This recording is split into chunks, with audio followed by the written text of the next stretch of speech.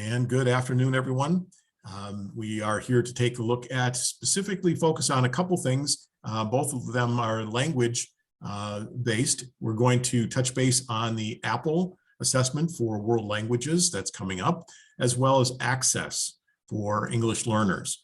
So we're going to go into detail on the ACCESS. Thank you, Claudine Clark, for being here. She has been amazing with getting the resources ready for AAPPL, and we will be getting those out to everyone in just a couple days. So I'm going to get started by jumping into the presentation that we have for today. And we'll be jumping in and out of this as it is necessary, because I do want to get into the AMS software so people can get, again, just refresh your memory, or if it's all brand new to you, get a good look at it. So we are going to, as I said, talk about world languages and the AAPPL. We're going to then get into details about planning for ACCESS. If anything else comes up, I think I did put in just some information about the ACT and accommodations into the agenda. I just want to remind everyone that that window is open and closes in January. It's going to be tight. I can't remember if I think it closes shortly after our next meeting. So I don't want anybody to wait to start doing that until January. So just so you're aware of that. Again, we always are better together. And so just want to jump in to the AAPPL. Again, this is just a reminder, this is for, generally it's for world languages, levels 3, 4, and 5. Advanced placement students are welcome to take this as well. Specifically, it is an exam that is one of the requirements for seal of biliteracy. So if you've got a small group of students, which we typically have at every high school, who are thinking seriously about this and getting their work done, the AAPPL fulfills one of the requirements, as does the advanced placement test. But keep in mind that the advanced placement test does not get results back in the same timely manner that this particular assessment does. So keep this in mind. What we are working on right now is building out the rosters for all the classes and making sure that we have accommodations in place. Tickets for the AAPPL are in a spreadsheet format, and I will be sharing them with Claudine and the department chairs as we go forward. Yes, thank you, Claudine. Keep in mind, there is not AP languages available for all the languages that we teach, and the seal of biliteracy does not specify any specific language. So if there have been students in the past who have gotten the seal of biliteracy for a language that we don't even have a class in. So keep in mind that there are options for these students, and this assessment, as well as a couple others, do provide those options. So tickets for AAPPL will be distributed via email, and within each building, they've done this in the past. The world languages have done this in the past. There is not a class link at this point, and so this will be logging into a website, and I'm working with tech services to see how we can streamline this as much as possible. But class link will not be an option, because there are 4 different components, each one having potentially a different password, so it typically doesn't work. However, what we are collecting right now is the accommodations, and because this is an accommodated test online, there are only a few options available. When you're talking about the interpersonal listening and speaking, we're looking at closed captioning, extended time, and the ability to review and view this numerous times, unlimited number of times. The other domains, which are presentational writing, interpretive listening, and interpretive reading, time is not an issue. It's how many times do you get a chance to review or view the material. And so the Accommodations will allow up to 4 times to review the material. So that's what's being worked on right now, working with Claudine and the team of department chairs. This is also for potentially for high school DLI students, just to kind of continue their process of understanding where they are in language, second language acquisition. So I'm going to pause there. We're going to continue to work on this, and there'll be more information sent out to the schools, and I will CC all the assessment coordinators on those emails as we go forward, but just wondering if there are any questions about AAPPL assessment.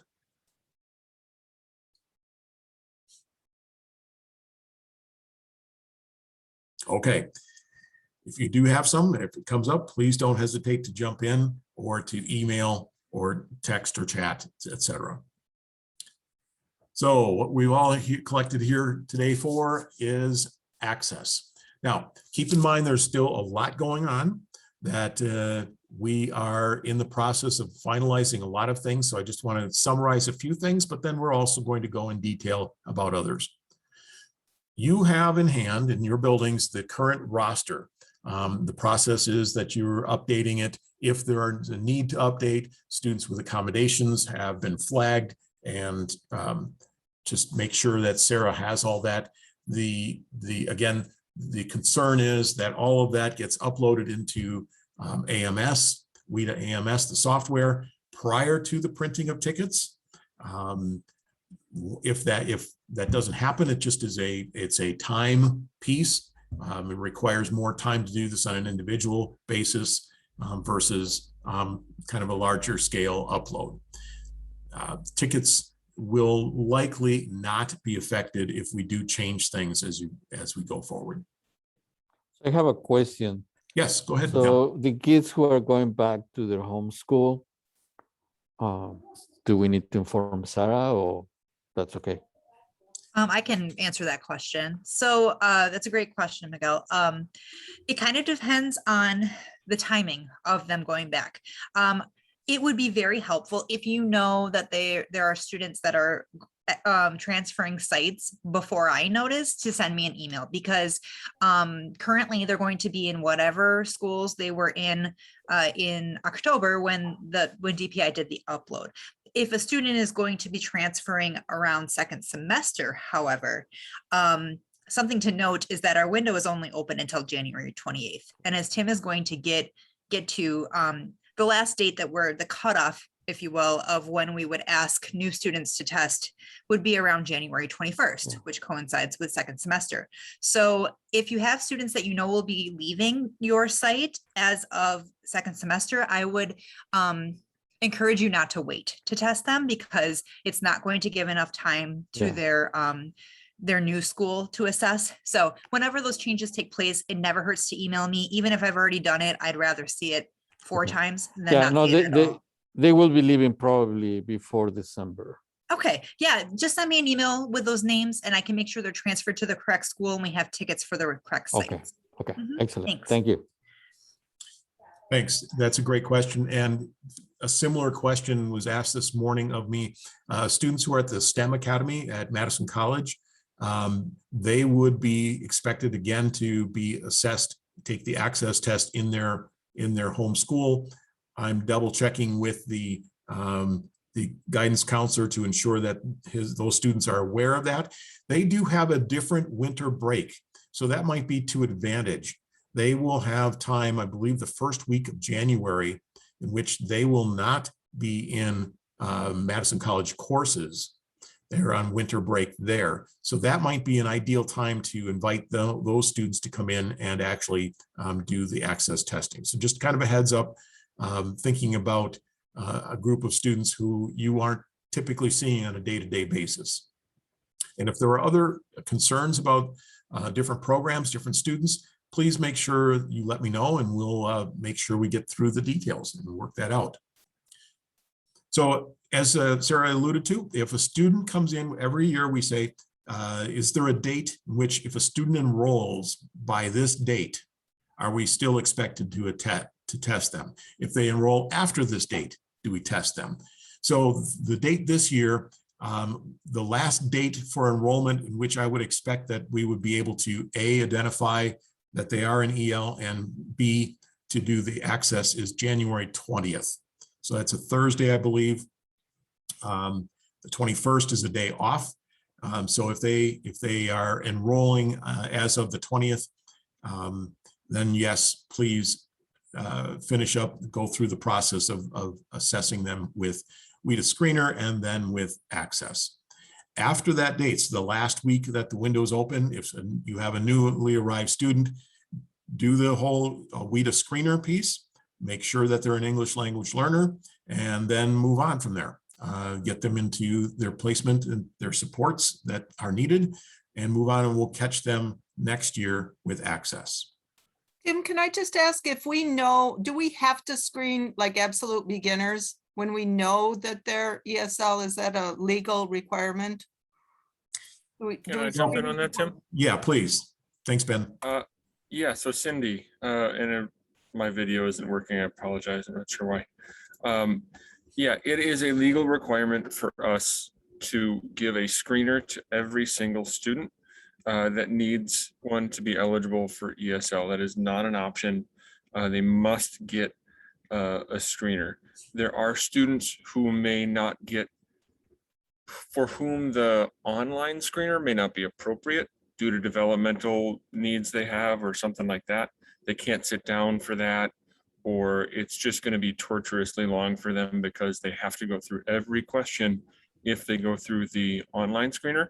We do have a paper option for that. I don't recommend using it all the time. It's a little more teacher intensive, but it also allows you then to be more responsive to the student's level and cut it off. But we cannot, it is very clear, we cannot assume that a student is EL without actually getting a screener score.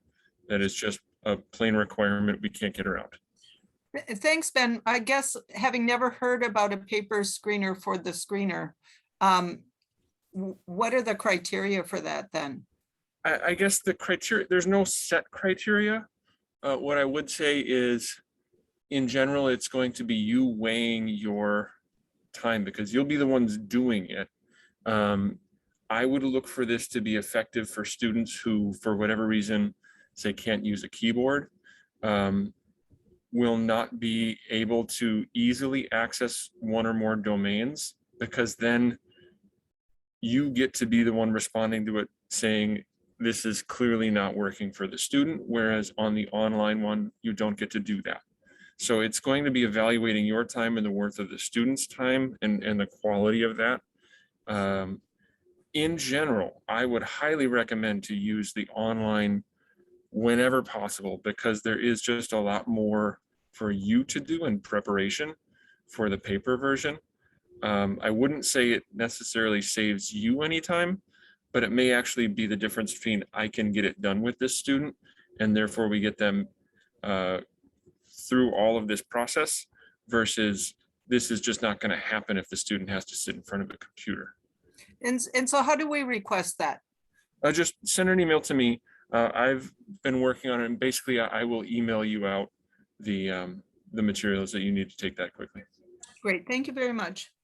Great questions. I appreciate it. Thanks, Ben. Thanks, Cindy. All right, so let's take a look at things that we know again. We visited this last time, but keep in mind again, as we're getting our heads wrapped around the scheduling and what has to be done, both Access and Alt Access must be given in person. The windows are December 1 through January 28th. And again, remember I said that there are a lot of days, the way the calendar falls, that we do not have student contact during this time, especially since our winter break, the last day of classes is the 17th of December. So that kind of puts things in real tight. Students will still need to have tickets. ClassLink is not going to be working again for this particular kind of assessment. And once we have all the information back that we requested, that Sarah requested from you and the buildings, that information is going to go into AMS. Tickets will be produced, and those will be sent to the schools, to each of you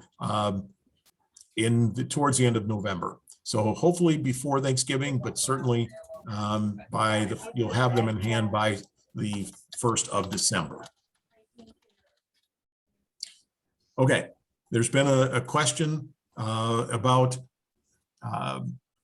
some people not knowing exactly where the training modules are. So I want to go through that, make sure that everybody is on the same page with this. So the email is linked in here. It's weta.wisc.edu.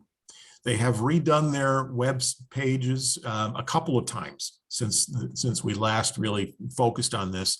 So it would be, once you land here, this top image, you click on the login. When you go to that next page, there are several choices. Make sure you look for the WETA Secure Portal. There is one called WETA AMS. You don't want that. If you are looking for the professional development modules, you look for the WETA Secure Portal. Clicking on that then takes you to the login screen, which will take you to the professional development. You must have an account. If you do not have an account, or a staff member or someone who is going to be doing the assessment needs to go through the professional development, please let us know, and we will work at setting up accounts for each and every one. I can say that if you have an account from last year, it should work. Yes. Mine has been working every year, and it's the same one from the last 10 years. Okay, so again, if you have issues with that, let us know. If it's something we can do, we'll do that. We'll support you. And if it's not, we will connect with WETA at the website. So, okay. It was my understanding that you all, or some department down in your area, Tim, was going to be contacting all staff that should be doing this, or is this something we should be alerting people in our building? If we're going to be using them for WETA testing, for access testing, we should tell them to do this? The training details were sent to all the access coordinators from me. And then I know Ben also sent all the training details. I believe, he can correct me if I'm wrong, but I believe to all BRT ASL staff in each building. So, but yes, if there are others that you want trained, you would need to pass on the information, and it will be the same for any staff member that you would like to have trained. And just a reminder, because it doesn't hurt to go through this, there are 3 steps involved in actually giving access. The first being that you have to give the listening and reading components first. Doesn't matter the order. You can give reading or listening first. It can be done in large groups. It does not have to be done one-on-one at all. This is again for the regular access, not the alternate access. Once both of those are completed, so that could be done on 2 separate days. It could be done back to back.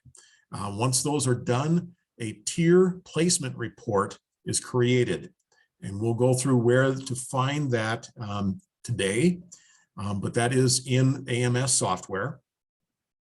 It takes generally an hour.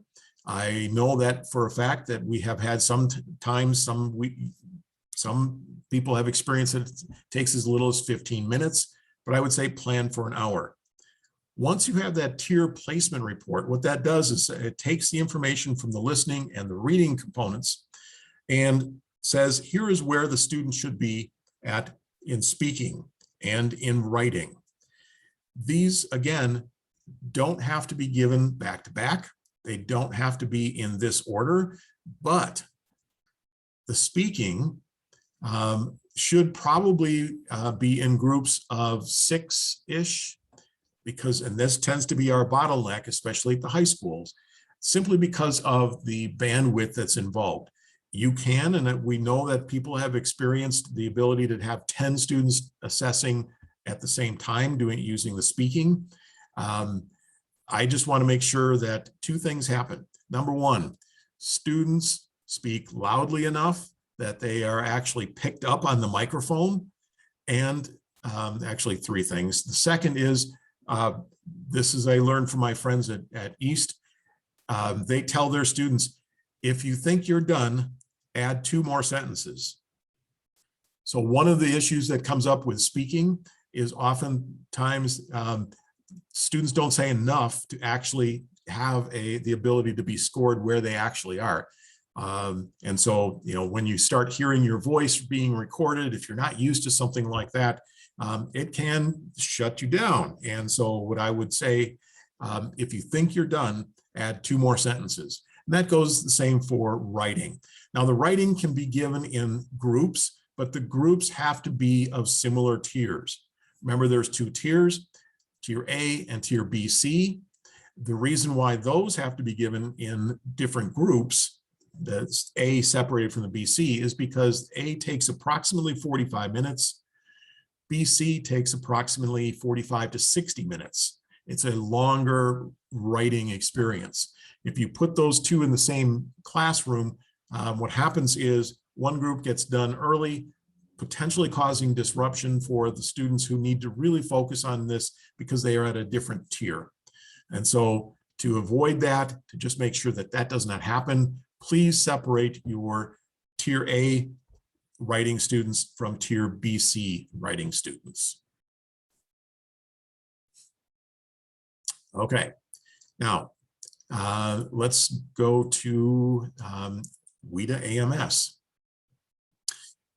Tim, before you get Yes. to AMS, Yep. there's a question in the chat. So for this year, per COVID rules, is there a maximum number of students we can schedule to test together in one room for the listening, reading, writing sessions? That's a great question. Since we are back face-to-face, I'm assuming that the classroom settings would have appropriate amounts of space in them, as well as the conditions that students will be masked. So if we follow those same rules, you can test larger groups of students, again, 6 feet, masked. We know from past experience that the masks do not, I repeat, do not interfere with the recording of a student voice. Okay, so from our advanced placement work last year, we learned pretty quickly that it actually made no difference whatsoever in the ability of the device to pick up student voices speaking. So as far as safety, I would say that's the same protocols that we would typically use in a classroom. The one caveat to that is, keep in mind that students that are in the Madison Promise, the virtual schools, will need to come into your buildings, or you will need to find a site to actually do the access testing. That does not mean that they come and sit in a classroom with students who are in the cohort of face-to-face students. So we'll need to find a separate space, need to schedule a separate time. If there are siblings or household members that are you need to assess, you can do those together. But if it's in fact a group of, let's just say we're going to bring in 10, we're going to bring half of our virtual students in at the same time. Because they are choosing to be separated virtually, there is a reason for that. And so we are not going to mix students from virtual settings in with other students from virtual settings.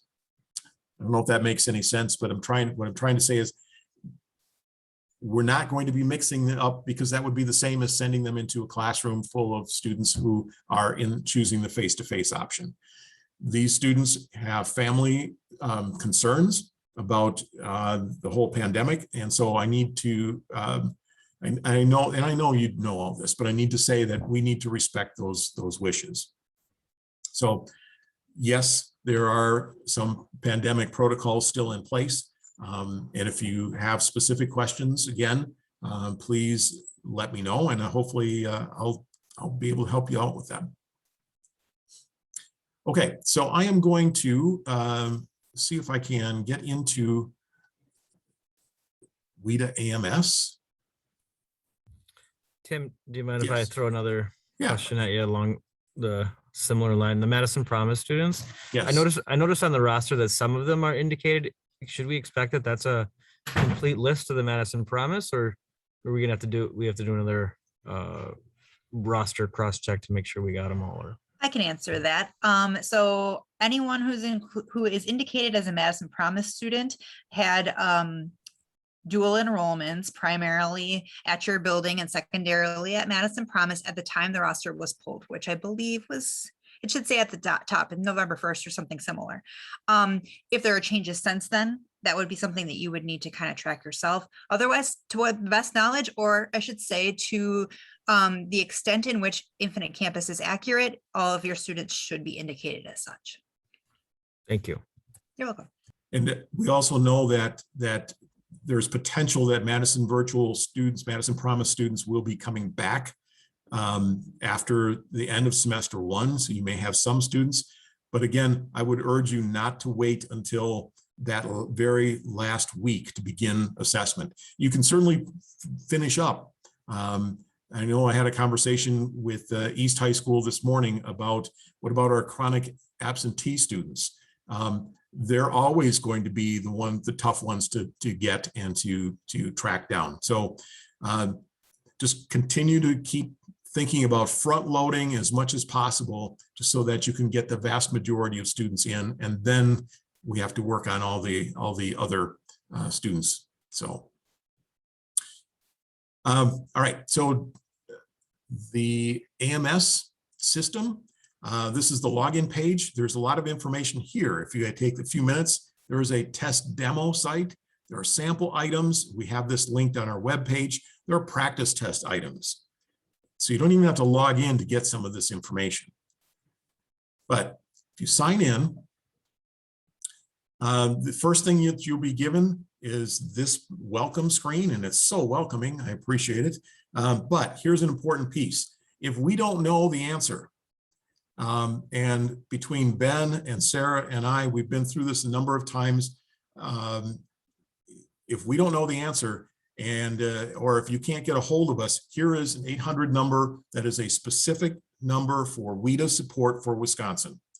So please don't hesitate to call that, and you can see what that is for about the test itself.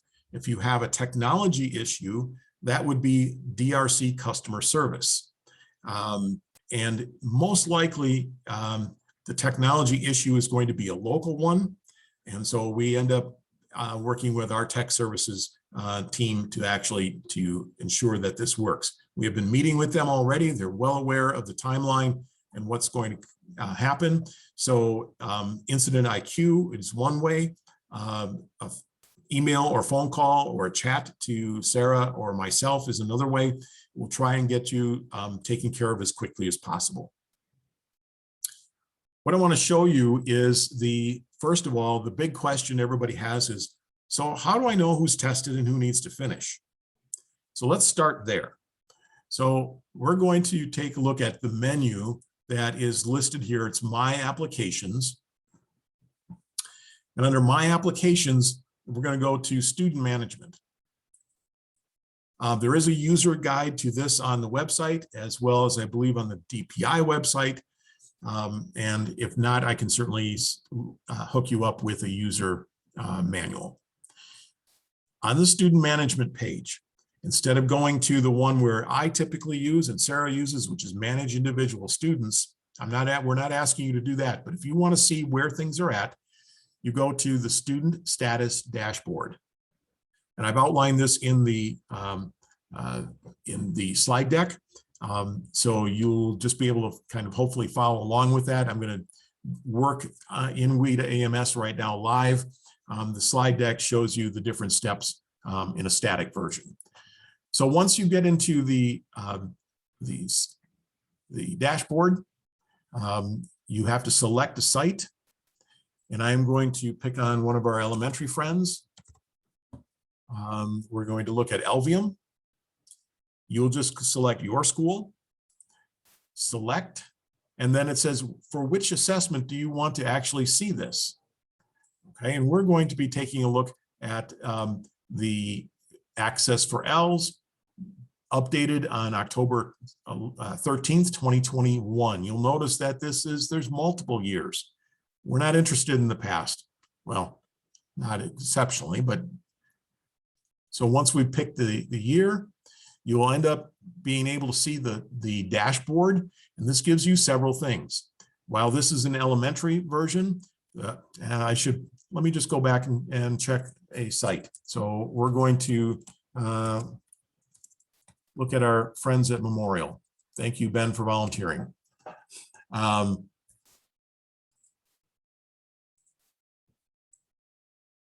Okay, here's the dashboard for Memorial and what a high school dashboard would look like. It gives you an overall status. The number here is not the number of ELs that Memorial has, it's the number of tests, the 4 domains, how many are expected to be given. So divide this number by 4 and you should get the approximate number of expected students to test at Memorial. You can see that it's all red because none of these students have actually started. Once a student has started, it will be gray. Once they've completed, it will be green. So if they stop or you actually take the pulse of things during an assessment, it will be gray. And so it kind of gives you a snapshot of where students are at. It also then breaks down into the domains, what you have for listening, and then the assessment itself. You'll notice that in the upper right-hand corner, there is a little graphic image of a spreadsheet. Clicking on that will change this. It will give you the specific counts just in a table format versus the graphic format like this. So this is, I want you to be aware that this is here and is ready for you to use, because the question always comes up, how do I know who is left to test and what sections do they have to take? Once we get started, by clicking in here, you should be able to actually go through and filter down to student names. Right now, we can't because the window is not open. Tim, can I ask you to do something on your AMS there? Yeah. We're going to jog my own memory. Can you go back to the screen you were just at? This is being recorded, so it better work.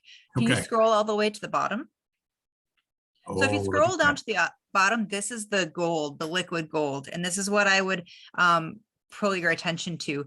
This will list you have a student search results. It lists all your students by status, but it has a magical export to CSV button. That's the easiest way, in my opinion, to see exactly who's left and what they have left to do. This will also let you know whether they're in progress, like maybe they just didn't log out or complete the test. So the dashboard, the pretty colors are really helpful. I really like the export option too, because then you can start popping filters on there and really getting to which ones are left to do. Quick question for you, Sarah. We talked about how sometimes AMS will change the order in which students appear, alphabetical, but then Yes. also filtered by whether they are in process, in progress, or completed. Does that happen on this particular spreadsheet? No. So the spreadsheet in which that happens, if you're printing a ticket for a student, if you have a new student to your building, Yeah. there will be a list of students that you can print tickets for. Sometimes names can get buried in that list. So the search function is the best thing to use on that Okay. particular list. Okay, Melanie. Can I, so on these reports, when they get exported, are our local student ID numbers on there? I do not know. I don't know if Tim, you're able to just off screen export and see. I am not certain. I know it'll give the pieces of information which are there, which is grade level and name. I'm not certain whether it has that nice, robust record. No, it does not. It has, the only thing that it has is the student name and the different components that they would be testing for. Melanie, I feel like we do this every single year, you and me, and we always find something that's a little better, and I'm not remembering where it is. I'm going to do some AMS digging of my own. I'll email the group if I find something that actually has a better record. Okay. Yeah, this just is for one us way, to, but yeah, because when we run those reports, especially when we're trying to track down kids, we have student ID numbers, it's easy to pull their schedule and Sure. tie their schedule and make a nice, neat little spreadsheet where kids are every hour, so we can go chase them down instead of having to look them up one by name. Yeah, I'll do some digging. I'll try to get to that in the next couple of weeks and see if I can find a better menu, because I feel like we did find something else, but Okay. you know, we only do this once a year, so then it Right, gives I just know. enough time to forget it all. So Exactly. if I find something better, I'll let you know. Okay, thank you. Mhm.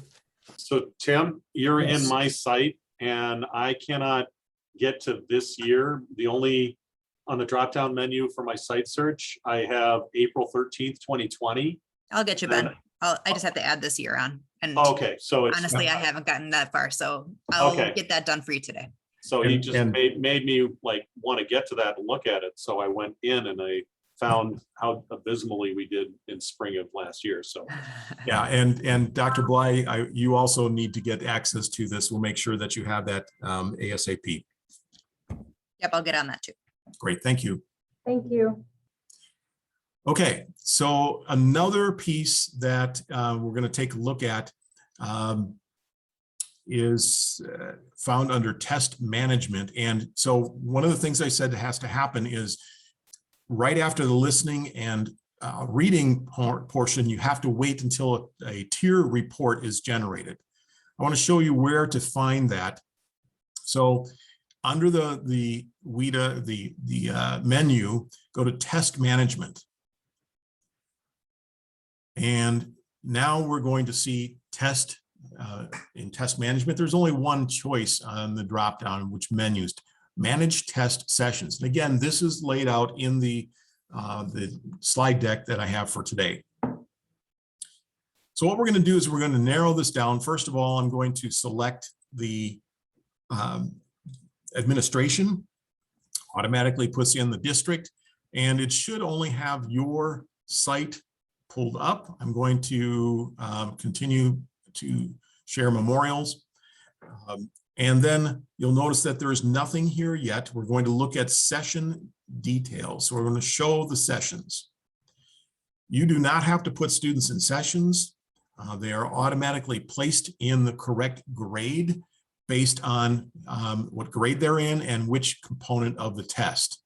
So for instance, we see that we have Memorial High School, generic grade 10.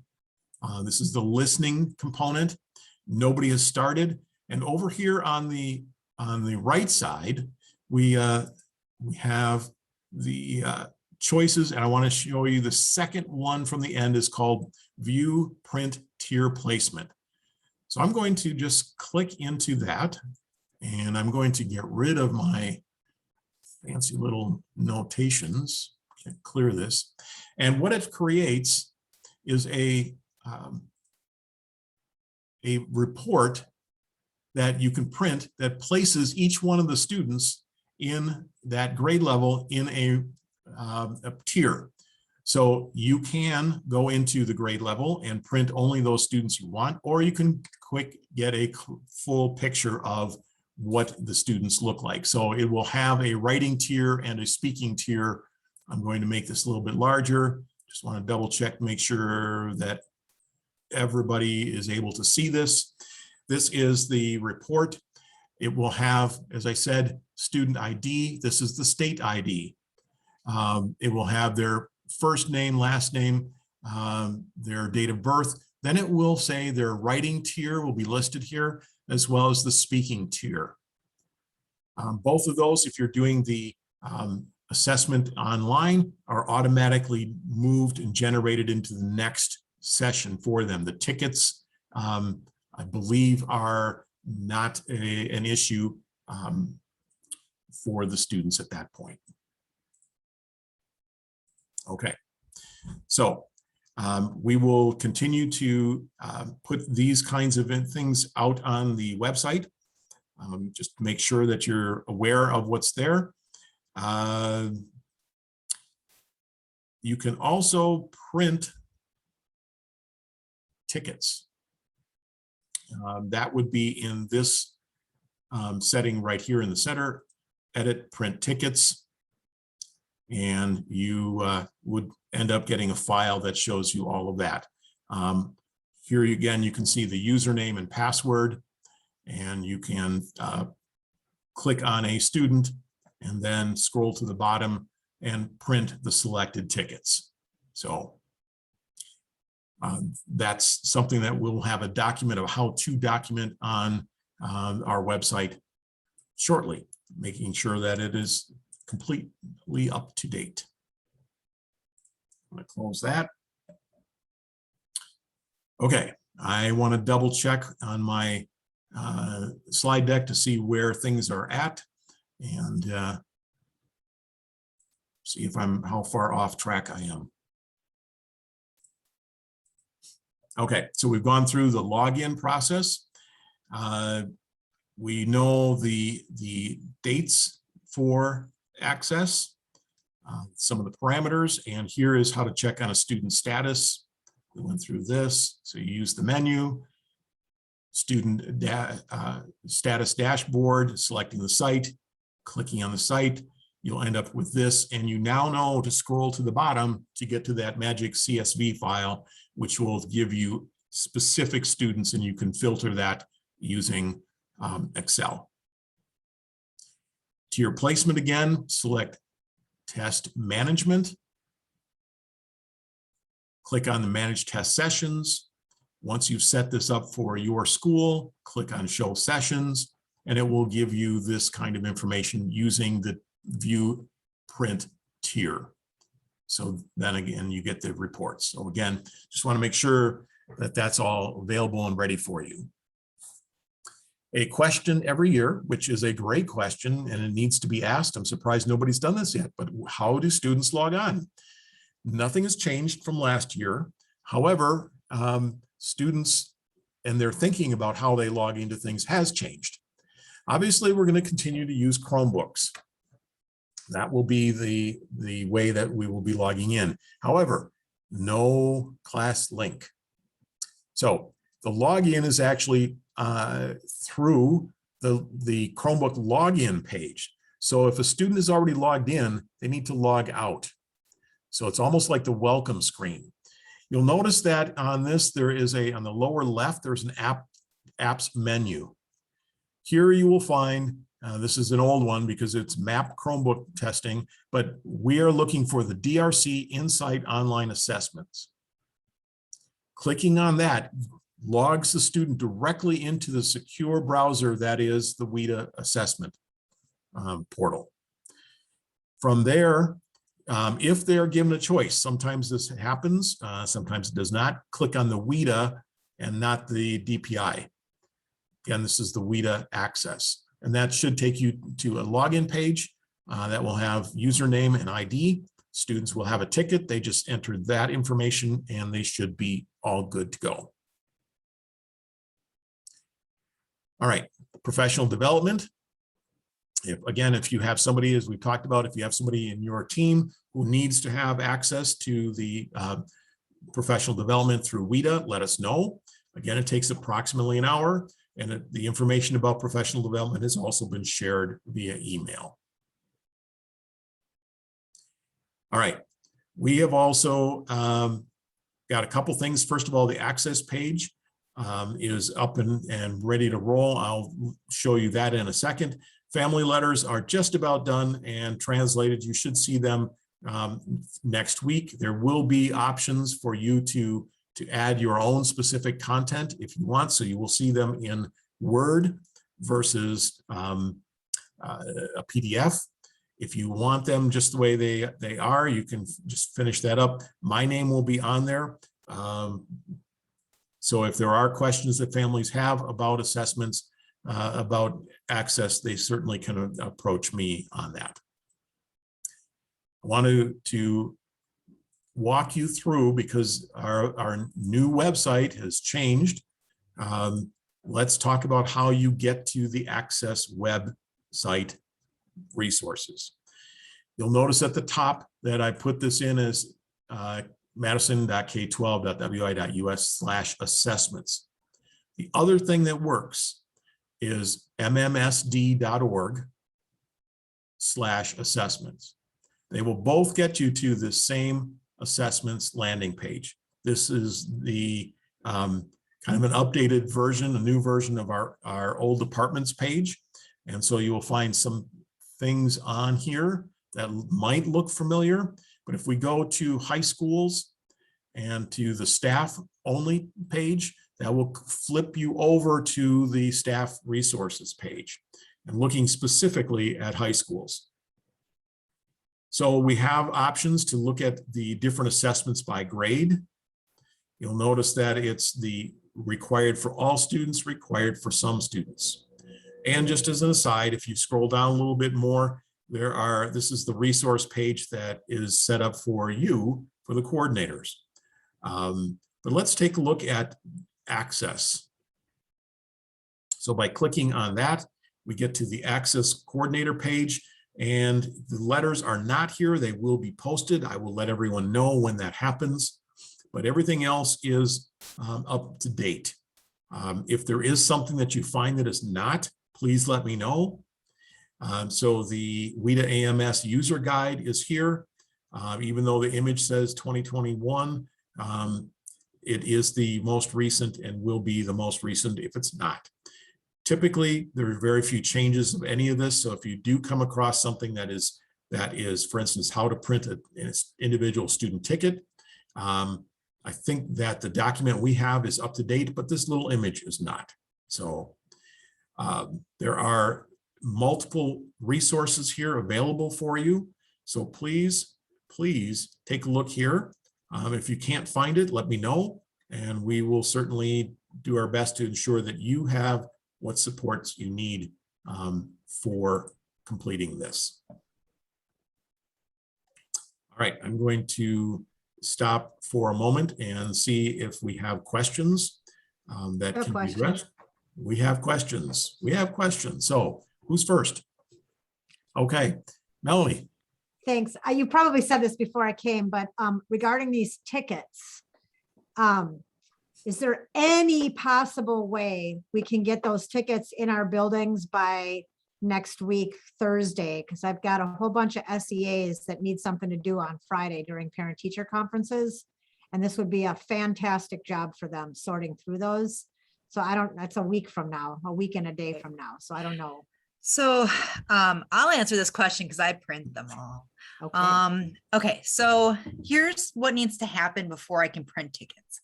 I sent out rosters to everybody last week and gave them until Friday for updates. I wasn't planning on doing the accommodation upload for the district until I got all those replies, because it's just much easier to do it one at a time or once than multiple times.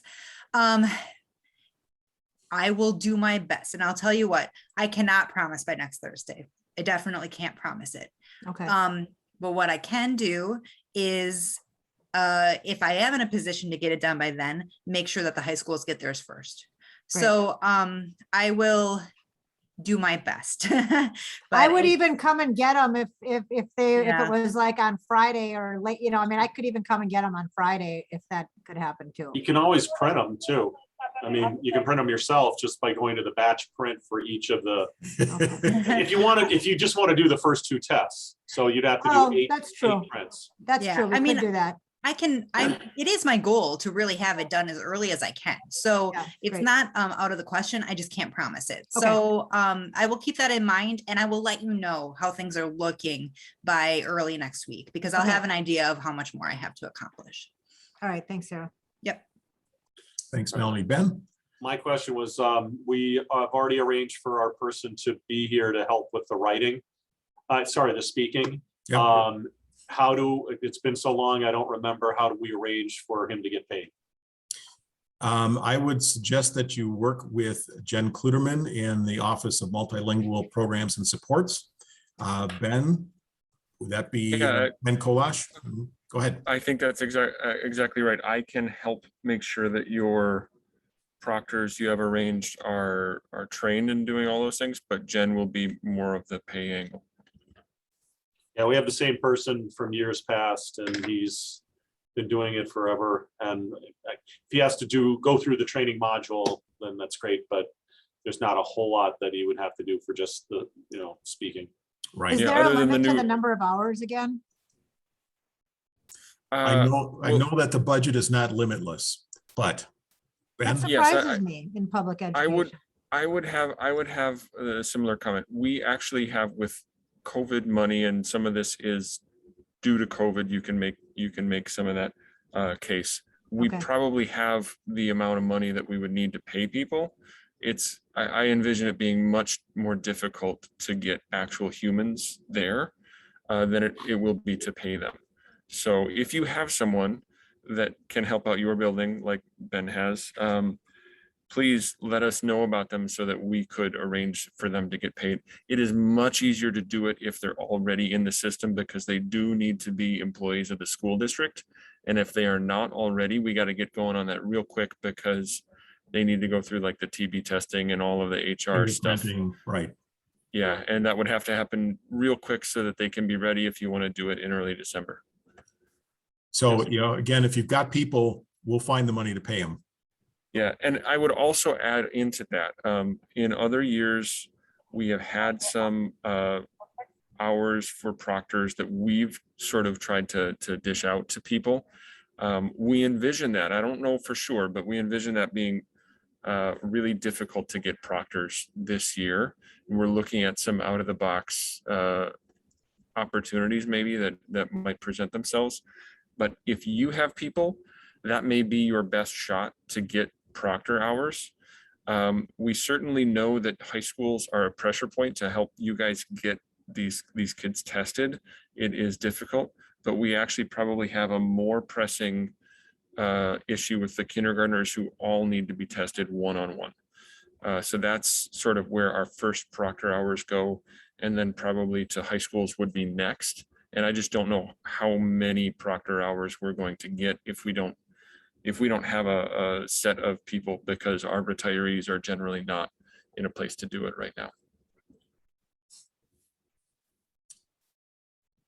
Okay, any other questions about access at the moment?